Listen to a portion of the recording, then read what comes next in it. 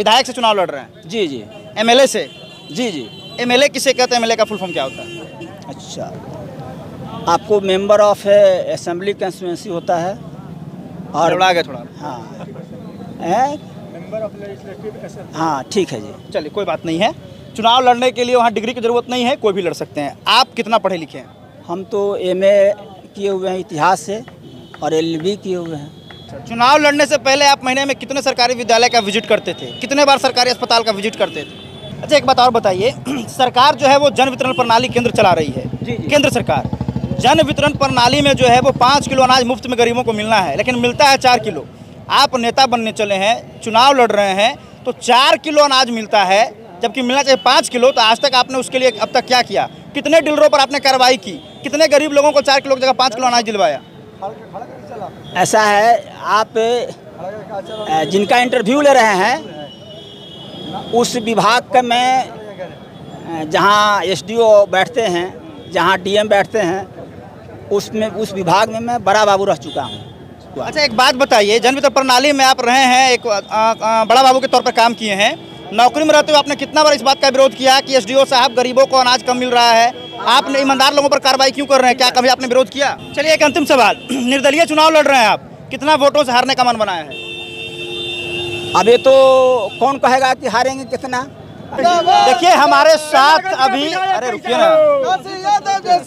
हमारे साथ अभी निर्दलीय प्रत्याशी मौजूद हैं जो बेलागंज विधानसभा से चुनाव लड़ रहे हैं। 2 दिग्गज मैदान में है, तीसरा ये आ गए हैं। हालांकि चुनाव लड़ने से पहले ये क्या करते थे, सभी मुद्दों पर बातचीत करेंगे। हमको ऐसा लगता है कि हमारे सवालों का अगर ये जवाब अच्छे से दे दिए तो लगेगा कि नहीं काफ़ी शांत प्रत्याशी हैं। विधायक से चुनाव लड़ रहे हैं? जी जी।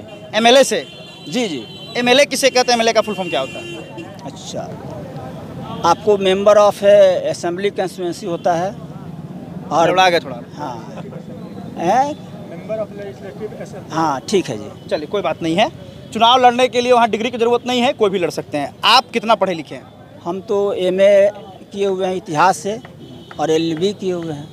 आपके साथ जो दिग्गज मैदान में आ रहे हैं जी, कैसा मुकाबला आपका होने वाला है उनके साथ? उनके साथ कोई मेरा मुकाबला नहीं है, इसलिए कि मैं जो गांव में घूमता हूं तो 2-4 मोटरसाइकिल मेरे साथ रहता है और उसी क्षेत्र के लोग रहते हैं, इसलिए उनके साथ कोई मुकाबला नहीं है हमारा।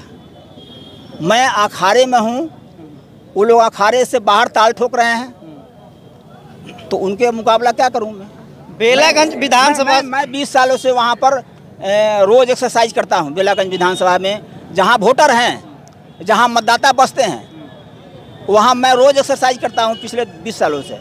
अब जो लोग जा रहे हैं वो एक्सरसाइज नहीं कर रहे हैं, वो बाहर से अपना, आजकल देखते हैं ना अखाड़ा के पहले खूब एकदम भांजना, वो भांज रहे हैं अपना। चुनाव लड़ने से पहले आप महीने में कितने सरकारी विद्यालय का विजिट करते थे? कितने बार सरकारी अस्पताल का विजिट करते थे? लगभग बेलागंज के जितने हाई स्कूल हैं सबको मैंने देखा, जितने अस्पताल हैं सब देखा। स्कूल में आपने क्या देखा? और स्कूलों की जो स्थिति है वो देख ही रहे हैं। अभी जो खिचड़ी और खाने की जो व्यवस्था है उसके अलावा कुछ नहीं है।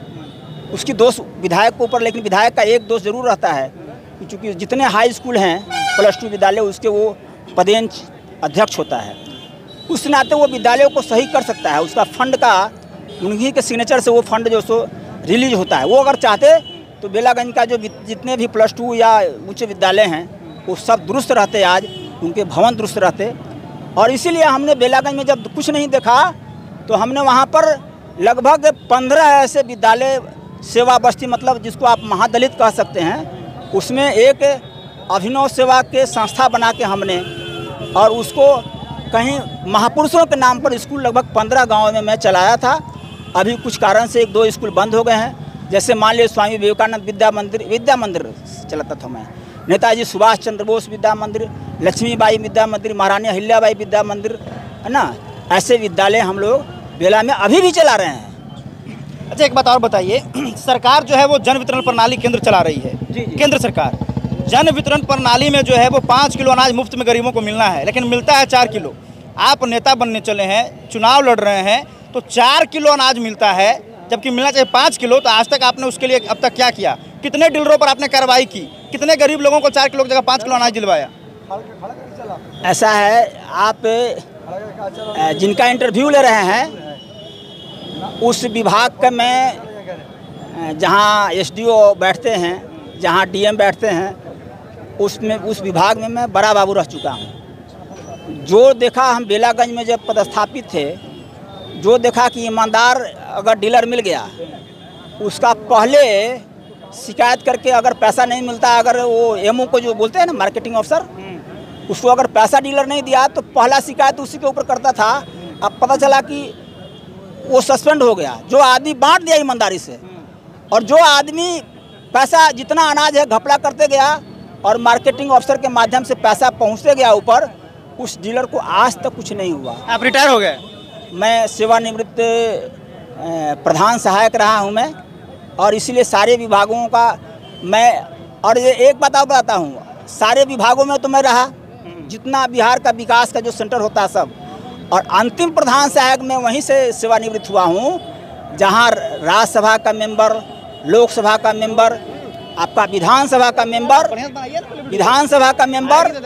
और ये जो आपका विधान परिषद का जो मेंबर होते हैं, उनका फंड जो यहाँ से रिलीज होता है, उसी योजना विकास विभाग के मैं प्रधान सहायक से सेवानिवृत्त हुआ। अच्छा, एक बात बताइए, जन वितरण प्रणाली में आप रहे हैं, एक बड़ा बाबू के तौर पर काम किए हैं, नौकरी में रहते हुए आपने कितना बार इस बात का विरोध किया कि एसडीओ साहब गरीबों को अनाज कम मिल रहा है, आपने ईमानदार लोगों पर कार्रवाई क्यों कर रहे हैं? क्या कभी आपने विरोध किया? इसीलिए हमने जब यहाँ सदर अनुमंडल में थे, उसमें एक यहाँ प्रकाश कुमार करके एसडीओ थे, जब तक यहाँ एक महिला थी यहाँ आईएएस चेरी मलिक, मैं उसमें यहाँ पर पदस्थापित था, तब तक तो ठीक रहा।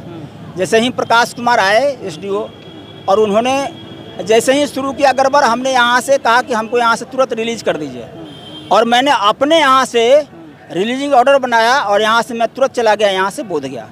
मैंने हम वहाँ भी रह के विरोध किया हूँ मैं पदाधिकारी के, इसलिए हमने अभी सस्पेंड हुए आप? हाँ, सस्पेंड हुए 2 बार इसी पदाधिकारी के विरोध करने में, और सस्पेंशन के बाद फिर हमने कहा कि हमको आप रिलीज मत कीजिए, आप हमको छोड़ दीजिए, हमको आधा वेतन तो दीजिएगा ना।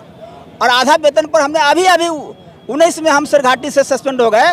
एक वहाँ थे डीसीएलआर, कहा कि रही तो बड़ी बदमाश है। अभिषेक सिंह थे यहाँ डीएम, हमने कोई आवेदन ही नहीं दिया उनको, कहा कि आप सस्पेंड रखिए, हमको समाज के बीच में काम करेंगे। और इसीलिए 19 में सस्पेंड हुए, 19 के पूरा लोकसभा में, बेलागंज विधानसभा में काम किया हमने, और फिर 20 में हमने विधानसभा का जो चुनाव हो रहा था बिहार का, उसमें हमने जनता के बीच खूब गए। चलिए, एक अंतिम सवाल, निर्दलीय चुनाव लड़ रहे हैं आप, कितना वोटों से हारने का मन बनाया है? अब ये तो कौन कहेगा कि हारेंगे कितना। अगर जो अभी जो वर्तमान में जिनके जो लोग हैं, जिसको आप बोलते हैं बाहुबली या दबंग बोल रहे हैं आप, तो दबंगों लोगों से पूछिए ना, जो जीता हुआ उससे पूछिए कि हारने का कितना मन बनाया हुआ। हम लोग तो हारे हुए कहाँ हैं, हम तो को तो जीतना है, हारने का कहाँ प्रश्न है। चले, बहुत अच्छे नेता हैं, काफ़ी शालीनता से जवाब देते हैं, ऐसे ऐसे प्रत्याशियों की ज़रूरत है। अगर बेलागंज के विधानसभा के लोगों को लग रहा है कि आपके नैया पार लगा सकते हैं, तो फिर इनको वोट करिए, और बाकी आपके फील्ड में जा रहे हैं, जो सवाल है जवाब है आप कर सकते हैं। धन्यवाद।